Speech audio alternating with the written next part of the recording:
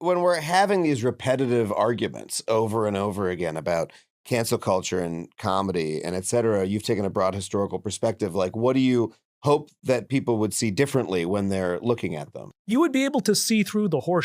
Yeah. You know, the idea that you can't say anything anymore. The Yeah. word anything. Yeah. I mean, that's The idea that we're in any kind of worse censorious Yeah. regime than we were a couple decades ago. You could make a very healthy argument. You can't say specific slurs anymore. Okay, I'll give you that.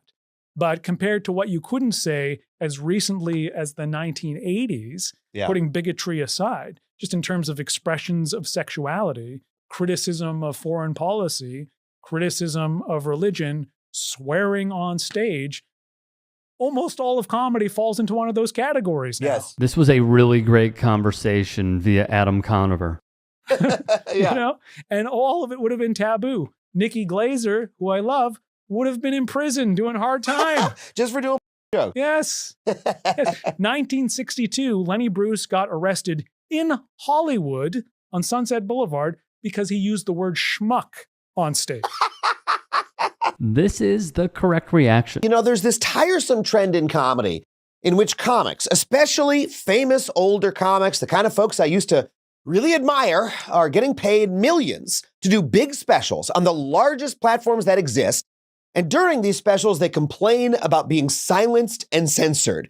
It is, frankly, boring, but it's also part of a grand American tradition because for as long as comedy has been around, people have claimed that you can't do comedy anymore, that you can't say what you want to say. Here's the weird thing, though. A couple decades ago, you would get arrested and thrown in prison for saying the wrong thing on stage, whereas today, you just get yelled at the internet and maybe you don't get hired for another job. The fact is that American society is today far more permissive about every type of speech than we were just a few decades ago. And the strange truth is that the idea that American culture is more censorious, that people are stopping us from saying what we want to say, is actually propaganda that is being pushed out by the same forces that were censoring us just a few decades ago. It is a bizarre social transition that has taken place, and it's hard to appreciate unless you actually dive into the history of comedy and popular entertainment more broadly. Please check out the full interview on Adam's YouTube page, as it's quite fascinating and also just a damn good listen. One of the best comedians in the political sphere who was saying stuff about Bush and 9/11 eons before the mainstream press picked up on it was David Cross. He spoke to Vox on the fallacy of comedians being canceled. If we think about it in less histrionic terminology, there's certainly a reality now where if you say something and if you don't apologize and you double down and then you triple down, then you're going to have a segment of your fan base react. And you're going to have lots of people who didn't care about you in the first place doing that whole performative outrage thing. He'd continue in the interview. They're just showing their weight as consumers. It's not that different from people saying, we're going to boycott this thing because they advertise on Tucker Carlson and I don't like what he said. People have every right to do that. We live in a capitalist society and that's how it works. So people aren't getting canceled. They're either getting their tickets refunded or trying to shame people from going to see somebody's live show. Who knows what kind of effect that'll have? Probably not very much. Lastly, he told the interviewer Sean Illing, I don't know anybody that's not been able to do stand-up anymore because they said something offensive. Obviously, there are people who have done some egregious things that have nothing to do with their comedy, and lots of people have made their feelings known about that.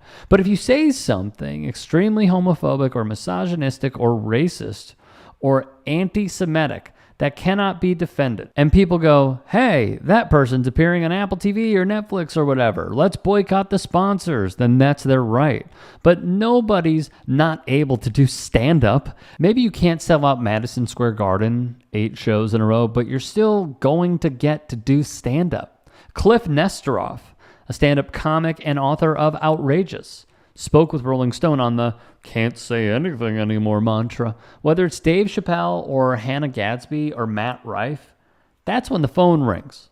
Also, when you're a touring stand-up comic, you tend to do a lot of morning radio, and I found myself getting asked the same question no matter who I was talking to. Oh, well, you can't joke about anything anymore now, right? I got so tired of having to answer that question because I don't believe in the central premise, he would say. In 1962, Lenny Bruce was arrested for saying schmuck. In 1990, someone was arrested for selling a 2 Live Crew album, Big Booty Hole. In 2004, Janet Jackson exposed herself during the Super Bowl via Justin Timberlake. And look at what happened.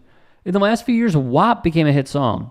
The first episode of Euphoria featured like a dozen swinging dongs, and Pete Davidson, one of the most famous comedians in the world right now, has a TV show called Bupkis, in which he's, you see it, and accidentally, you see it, onto his mother. There are no FCC fines, no protests, no calls for imprisonment. I tell people about Bupkis, and they're like, I haven't heard of it. Is that a real show? He would also say to Rolling Stone, so the idea that you can't joke about anything anymore, or that we're living in an age of free speech oppression, is blanking ridiculous. He'd also say, far more taboos have been shattered than established, but it benefits people to keep going back to this playbook because it works. People say it's all indicative of an anti-free expression clampdown, but it's not.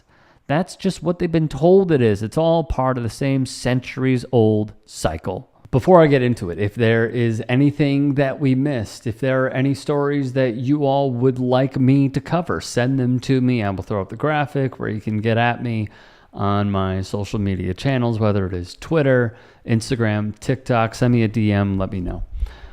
So, where to begin? As I look at this with a wide-angle lens, it is quite clear. Any comedian who knows they're going to come under fire has used the word canceled in order to signal to a collective group of an audience who say they are the free speech warriors, who are also, coincidentally, in the middle of that Venn diagram, patriots. So what I find to be rather interesting is these are the same people who say they are against cancel culture. And they are the same people who say you can't say anything anymore without fear of retribution, are the same people that would make inappropriate comments in the workplace to women because you can't say anything anymore. These are the same people who want Colin Kaepernick off a football field protesting, yet also applaud Donald Trump at UFC events and what Sean Strickland does. It's the same group. Secondly, there is no such thing as being canceled. There's a way for someone to cancel themselves, like Al Campanis, check that out on demand, or like a Harvey W., or the allegations that came out about Diddy. Those are people that can cancel themselves. But then when a comedian, per se, says, oh, I have a great fear of being canceled, and then they say something that is unfunny, it's almost like they are making an out for, oh, this is going to be so risque, and it's not. It just isn't humorous. It doesn't tickle anyone's fancy, which is a terrible thing. And what happens when someone says they're canceled?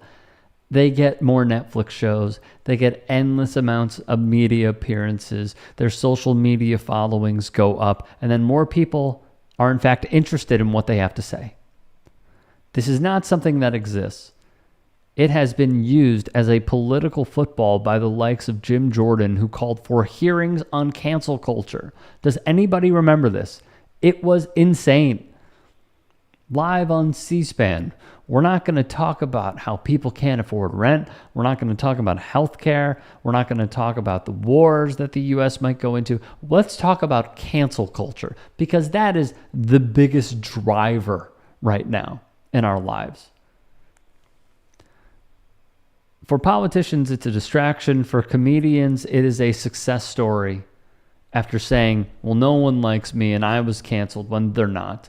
It's the same line of thinking that a Bill Maher has on his podcast where he shoots in his basement. It's not true. It's factually inaccurate.